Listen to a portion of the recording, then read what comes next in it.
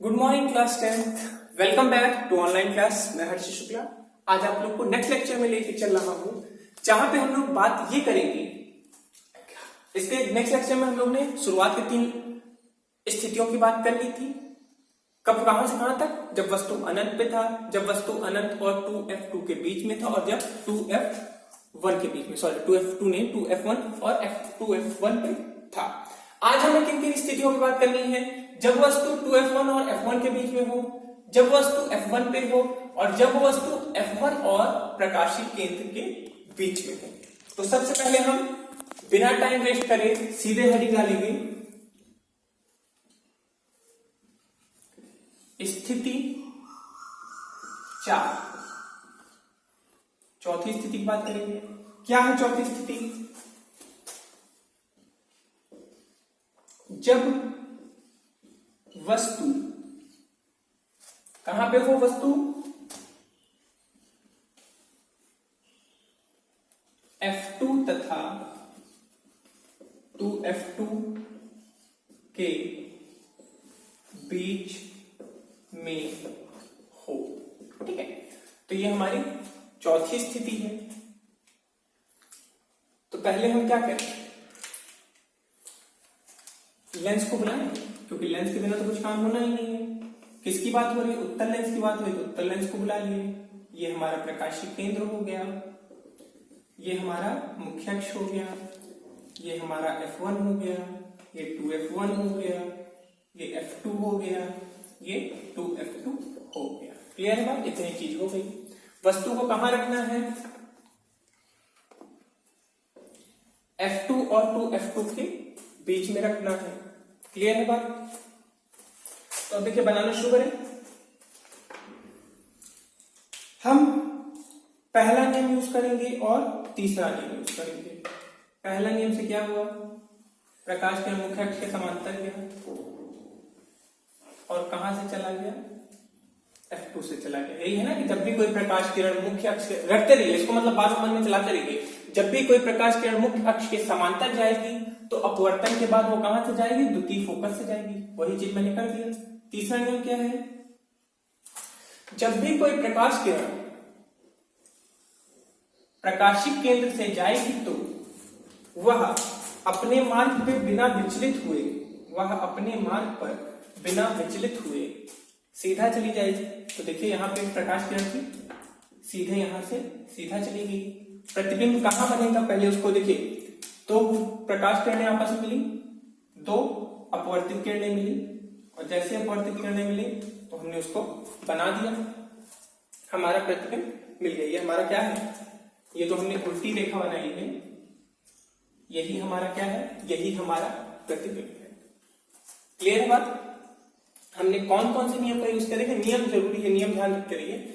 हमने यहां पे प्रथम नियम का यूज किया, और कौन से नियम का यूज किया?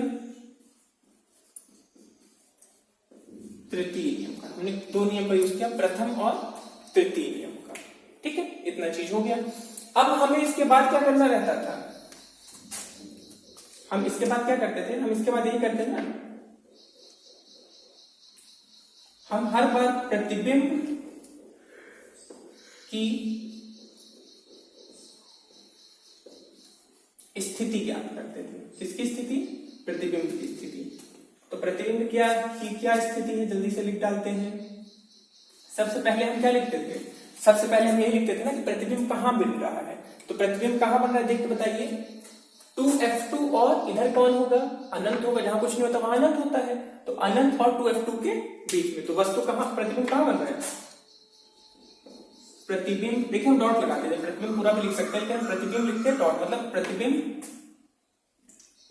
2F2 तथा अनंत के बीच में बन रहा है। प्रतिबिंब कहां बन रहा है? 2F2 और अनंत के बीच में बन रहा है। वही चीज है, देखिए इसके और इसके बीच में, ये अनंत है। अगला चीज क्या होता था? प्रकृति की बात करते हैं तो वास्तविक है, आभासी है, तो आप बताइए नियम से बन रहा है, तो प्रतिबिंब कैसा है? प्रतिबिंब वास्तविक तथा उल्टा बनेगा। प्रतिबिंब कैसा है? वास्तविक और उल्टा है। और तीसरी चीज क्या बात करते थे हम? आकार की बात करते थे। तो आकार देखेंगे, वस्तु इतना बड़ा, प्रतिबिंब इतना बड़ा, तो प्रतिबिंब का आकार वस्तु के आकार से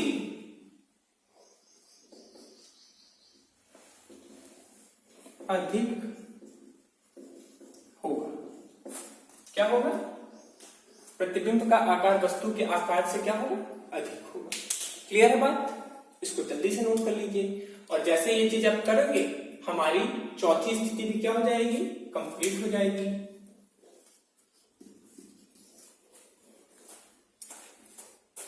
क्लियर है? इरेज करें।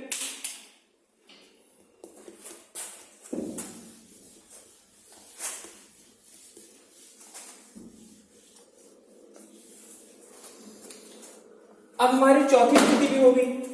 अब हम किस स्थिति में आ गए? स्थिति 5।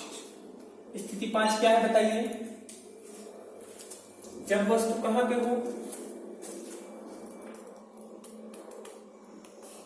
जब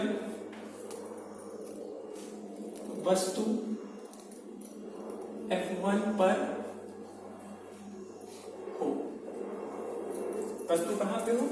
F1 पर हो। ठीक है, ये हमारा क्या है? ये हमारा बन गया उत्तल लेंस। अब F1 पे है तो हमें ज्यादा कुछ बनाने की जरूरत नहीं है, हम सीधे F1 ही बनाएंगे, F2 दिखाएंगे नहीं। ये हमारा क्या हो गया? F2 हो गया। ये हमारा क्या हो गया? 2F2 हो गया। क्लियर है बात? तो हम यहां पे दो ही नियम यूज करेंगे, प्रथम और तृतीय। दूसरा क्यों नहीं यूज करेंगे? क्योंकि ये ऑलरेडी प्रकाश किरण अगर F1 से जाएगी तो उसके पैर से गुजरेगी, और पैर से गुजरेगी तो प्रतिबिंब उतना प्रॉपर्ली नहीं बन पाएगा। इसीलिए हम यहाँ पे प्रथम और तृतीय नियम का यूज करेंगे। प्रथम नियम क्या था कि जब प्रकाश किरण मुख्य अक्ष के कहां से जाएगी? मुख्य अक्ष के समांतर जाएगी, तो अपवर्तन के बाद वो कहां से जाने लगेगी? फोकस से जाने लगेगी। क्लियर बात? और तीसरा नियम क्या है? जब प्रकाश किरण प्रकाशिक केंद्र से जाएगी तो वह बिना विचलित हुए अपने मार्ग पे क्या हो जाएगी? सीधे चले जाएगी। अब देखिए यहां पे जो दोनों किरणें हैं, इन दोनों की दूरी जो है धीमे धीमे घट रही है। जैसे हमने यहाँ पे दो रेखा बनाया, एक ये, एक ये। आप भी जानते हैं अगर दो रेखाएं समांतर हैं तो क्या वो कभी भविष्य में मिल पाएंगी? नहीं मिल पाएंगे। क्यों? क्योंकि उनके बीच की दूरी तो घट ही नहीं रही है। तो क्या वो कभी एक दूसरे को काटेंगी? नहीं काटेंगी। और नहीं काटेंगी तो यहां पे क्या है? वो कभी मिलने वाली नहीं है। लेकिन अगर दो रेखाएं हैं और उनके बीच की धीमे धीमे दूरी कम हो रही है, कम हो रही है मतलब मिलेंगे, भले कहीं दूर जाकर मिले, भविष्य में मिलेंगे। तो यहां पे ये दोनों किरणें क्या है? दूरी धीमे धीमे कम हो रही है। दूरी कम हो रही है तो वो मिलेंगे, भले ही कहीं भविष्य में जाकर मिले, कहीं बहुत दूर मिले। मान लीजिए यहां कहीं मिल रहा है या यहां कहीं मिल रहा है, या हो सकता है ब्लैकबोर्ड तोड़ के बाहर कहीं जाकर मिल ले, या हो सकता है दीवार तोड़ के इस कमरे के बाहर कहीं मिल ले, लेकिन मिलेंगे क्योंकि दूरी धीमे धीमे क्या हो रही है? कम हो रही है। तो इससे हमको क्या पता लग रहा है कि नियम से हमारा जो प्रतिबिंब है वो बनेगा कि नहीं बनेगा? बनना चाहिए, क्योंकि मिलेगा, भले ही वो हमारे इसके बाहर मिल रहा है, काफी दूर कहीं मिल रहा है, लेकिन मिल रहा है, तो नियमता वो मिलेंगे। और जब दो अपवर्तित किरणें मिलेंगी तो हमारा क्या बनेगा? बोलो बोलो, प्रतिबिंब बनेगा। हमने आपको बताया ना कि दो जब भी अपवर्तित किरणें मिलेंगी तो हमारा प्रतिबिंब क्या होगा? बनेगा। तो अब जल्दी से इसके बारे में लिख डालते हैं। प्रतिबिंब की प्रकृति। सबसे पहली बात हम किसकी करते हैं? जगह की। दूसरी प्रकृति की और तीसरी आकार की। तो सबसे पहले हम लिखेंगे वस्तु कहां, अरे प्रतिबिंब कहां बन रहा है, प्रतिबिंब अनंत पर बनेगा। प्रतिबिंब कहां बनेगा, प्रतिबिंब अनंत पर बनेगा। प्रतिबिंब की प्रकृति कैसी होगी, तो प्रतिबिंब हमारी होगी वास्तविक तथा उल्टा। हमेशा जब भी वास्तविक बनेगा तो कैसा बनेगा, उल्टा बनेगा। और आकार कैसा होगा, तो यहां पे आकार क्या होगा, प्रतिबिंब वस्तु के आकार से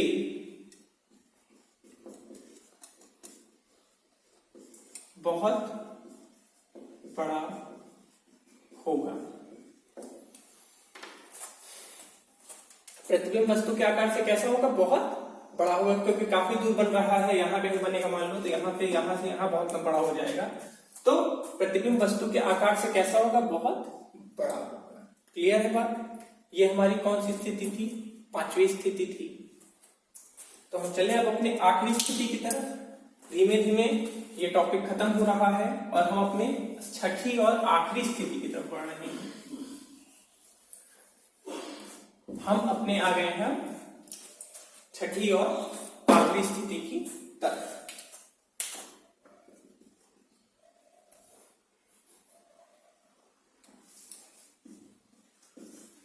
ठीक है, तो अब हम आ गए हैं अपनी छठी स्थिति पे। वस्तु को कहां रखें भैया, क्योंकि वस्तु रखेंगे तभी स्थिति बनेगी, बिना वस्तु रखे स्थिति बनना नामुमकिन है। क्योंकि जब तक शीशे के सामने कोई वस्तु नहीं होगी तब तक प्रतिबिंब का नामो निशान नहीं होगा। तो सबसे पहले हम छठी स्थिति देखते हैं, क्या है, जब वस्तु F1 और प्रकाशिक केंद्र के बीच में हो। तो लिखते हैं, जब वस्तु अनंत और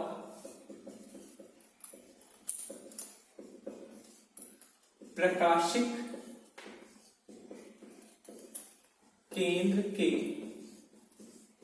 बीच में हो, यही छोटा लिख देते हैं, हो। जब वस्तु कहां हो, जब वस्तु अनंत और प्रकाशिक केंद्र के, गलत हो गया, अनंत नहीं होगा, ये अनंत नहीं होगा। ध्यान दीजिए आप लोग, आपके पीछे सर गलती कर रहे हैं, आप लोग सो रहे हैं और हमको भी नींद आ रही है। ऐसा कैसे हो सकता है, आप लोग के सोने का नतीजा हमको भुगतना पड़ रहा है। F1 है भैया, ये अनंत कहां है, अनंत तो यहां पहुंच जाएंगे। तो F1 और प्रकाशिक केंद्र के, ये प्रकाशिक केंद्र है हमारा,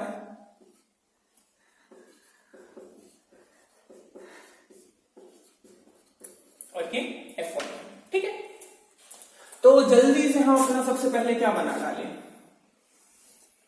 हमारे पास एक ही काम है सर, हम ड्राइंग बनाते हैं, हम उत्तल लेंस लेते हैं, उत्तल लेंस बना डालते हैं, फिर जल्दी से हम F1 उठाते हैं, F1 बना डालते हैं, F2 बना डालते हैं, 2F1 बनाते हैं और 2F2 बना डालते हैं। मतलब सब कुछ हमने बना डाला, वस्तु को हमने रख दिया। अब ये आपके ऊपर है कि आप प्रथम नियम यूज करना चाहते हैं, द्वितीय नियम यूज करना चाहते हैं, तृतीय नियम यूज करना चाहते हैं, चतुर्थ नियम यूज, चतुर्थ नियम होता है ना, चतुर्थ नियम तो होता ही नहीं है, तो उसको कैसे यूज करेंगे। तो बनाना शुरू करें। प्रथम नियम यूज करें, मुख्य अक्ष समांतर भेजे, और कहां से जाएगा, फोकस से निकल जाएगा। क्लियर बात, बोलो आया नहीं आया समझ में, आ जाना चाहिए सबको। हमने तीसरे नियम का यूज कर दिया, थोड़ा टेढ़ा हो गया है भाई, मैं टेढ़ी चीजों से बहुत डरता हूं। तो यहां बनाने के बाद फिर उसको सही करो। तो देखिए जल्दी से हम सही कर दे रहे हैं इसको, बोलिए, फिर टेढ़ा हो गया, ऐसे जाएगा। क्लियर है।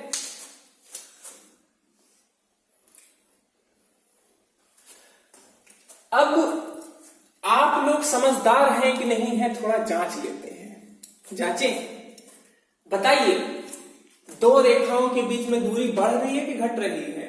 ये आप लोग अगर समझदार होंगे, बचपन में पढ़े होंगे तो बता लेंगे दूरी घट रही है।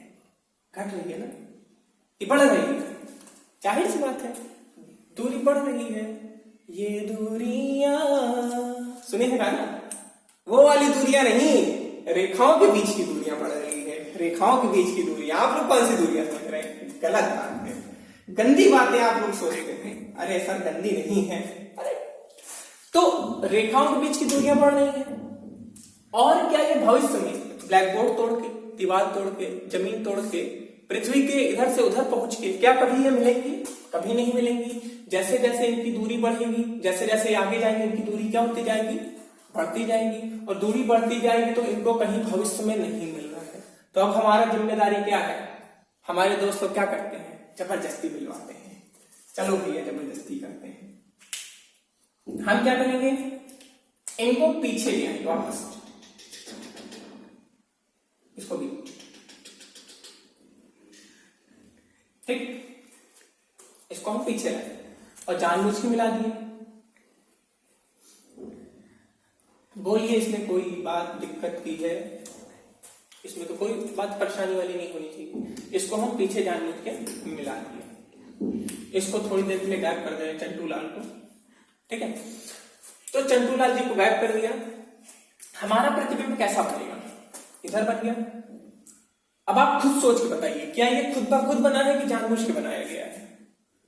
हमने जानबूझ के बनाया क्योंकि नियमतः तो इसको इधर कहीं मिलना था।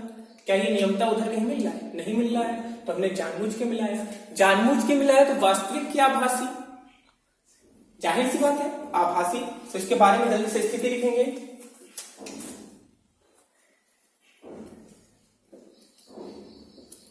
प्रतिबिंब की स्थिति, ठीक है? सबसे पहले प्रतिबिंब बन कहां रहा है? तो प्रतिबिंब हमारा बन रहा है, प्रतिबिंब F1 तथा 2F1 के बीच में बन रहा है।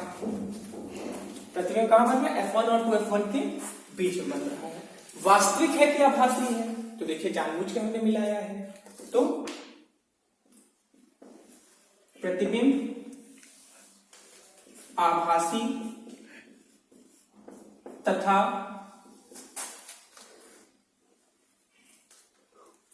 सीधा है। ये चीज हमेशा ध्यान रखिएगा कि जब भी आभासी होगा वो कैसा होगा? सीधा होगा। तो आभासी है और कैसा है? सीधा है। छठी स्थिति और आखिरी स्थिति क्या होगी बताइए? अरे छठी स्थिति क्या है?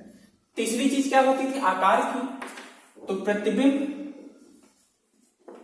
का आकार वस्तु के आकार से बड़ा होगा। तो प्रतिबिंब का आकार वस्तु के आकार से कैसा होगा जी? बड़ा होगा। क्लियर बात? आसान था इतना चीज। हो गया हमारा। छठी स्थिति भी क्लियर हो गई। इसको नोट डाउन कर लीजिए। ध्यान दीजिए जितनी भी स्थितियां थी, अब इनको जल्दी से हम एक बार ओवरव्यू कर लेते हैं। हो गया ये चीज? चलिए यहां पे बीच में रेखा खींच देते, मिटा देंगे। ये हमारी पांचवी स्थिति। और छठी स्थिति कहां थी? छठी स्थिति हमारी यहां कहीं थी, ठीक है? तो ध्यान दीजिए यहां पे जो उसको छोड़ दीजिए, थोड़ी देर के यहां पे बीच में दीवार खड़ी कर देते हैं, ठीक है? इधर आ जाइए, इधर ध्यान दीजिए थोड़ा सा। हमने क्या किया? हमने कुल मिला के उत्तल लेंस पे कितनी स्थितियां पाई? 6 स्थितियां पाई। और 6 की 6 स्थितियों को 3 स्थिति इस लेक्चर में और 3 स्थिति पिछले लेक्चर में हमने बात की। शुरुआत के जो हमारे 5 स्थितियां थी, देखिए वो इधर मिल रही हैं। ये 5 के 5 किधर मिल रहे हैं? इस तरफ मिल रहे हैं। उल्टा है, ये क्या है? उल्टे हैं। उल्टा है मतलब ये क्या है? वास्तविक है, वास्तविक है और उल्टे हैं। मतलब शुरुआत की 5 स्थितियां कैसी हैं, उनका जो प्रतिबिंब बनेगा वो वास्तविक बनेगा और कैसा बनेगा, उल्टा बनेगा। और छठी स्थिति का प्रतिबिंब कैसा बनेगा, छठी स्थिति का प्रतिबिंब आभासी तथा सीधा बनेगा। बोलो आई बात समझ में? तो इसको करनी चाहिए तो नोट करते चलिए। 1 से 5 तक जो स्थिति थी वास्तविक थी और छठी स्थिति कैसी थी, आभासी थी। क्लियर है बात? अब देखिए जैसे जैसे हमारी स्थिति बढ़ रही है वस्तु पास जा रहा है, वस्तु तो पास जा रहा है लेकिन प्रतिबिंब क्या हो रहा है, प्रतिबिंब हमारा क्या हो रहा है, दूर जा रहा है। ये भी तो देखिए वस्तु पास जा रहा है, जैसे पहला यहां था, पहला यहां बना, फिर पहला दूसरा एक कदम आगे गया तो एक कदम और पीछे गया, फिर एक कदम आगे गया तो एक कदम और पीछे गया, फिर एक कदम आगे गया एक कदम और पीछे गया, पांचवें में एक कदम और आगे गया और एक कदम और पीछे गया, छठे में छोड़ के बाकी जो 5 की स्थितियां क्या है कि अगर अनंत, हम इसको याद कर लें कि वस्तु अनंत पे होगी तो प्रतिबिंब कहां बनेगा, फोकस में बनेगा। तो एक एक कदम जैसे जैसे आगे बढ़ेंगे वैसे वैसे प्रतिबिंब भी आगे बढ़ता जाएगा। आई बस में? अब देखिए एक चीज इसको ध्यान रखिएगा, 1 से 5 जाने पर स्थिति की हम बात करें, चलिए लिख देते हैं। स्थिति 1 से 5 जाने पर वस्तु का आकार घटता है तथा प्रतिबिंब का आकार बढ़ता है। यही हो रहा है, नहीं हो रहा है? जैसे जैसे यहां से यहां जा रहे हैं, आप लोग के पास सभी स्थितियां लिखी होंगे, इधर से इधर जाने पर जो वस्तु का आकार है क्या हो रहा है, कम होता जा रहा है प्रतिबिंब की अपेक्षा, और प्रतिबिंब का आकार वस्तु की अपेक्षा क्या होता जा रहा है, बढ़ता जा रहा है। क्लियर है बात? तो ये कुछ पॉइंट्स थे जो आपको इसमें इस लेक्चर में प्रॉपर्ली समझना है। काफी टाइम हो गया है, हम भी थक गए हैं, आप भी थक गए हैं पढ़ पढ़ के।